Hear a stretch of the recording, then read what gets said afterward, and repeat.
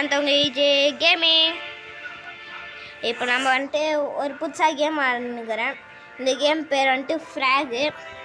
இந்த கேமில் மொத்தம் 5 பேர் ஆடுற மாதிரி இருக்குது. இதில் வந்துட்டு நிறைய டாஸ்க் இது.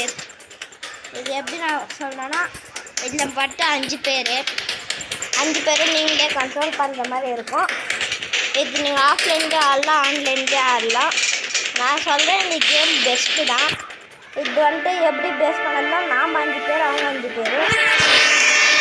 இப்போ வந்துட்டு நம்மளுக்கு ஒரே பாயிண்ட்ஸ் இருக்கும்.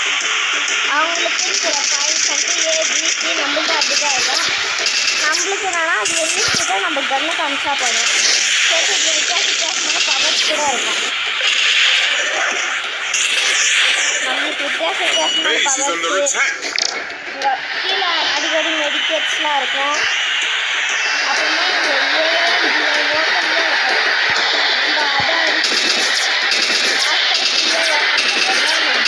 Base is under attack.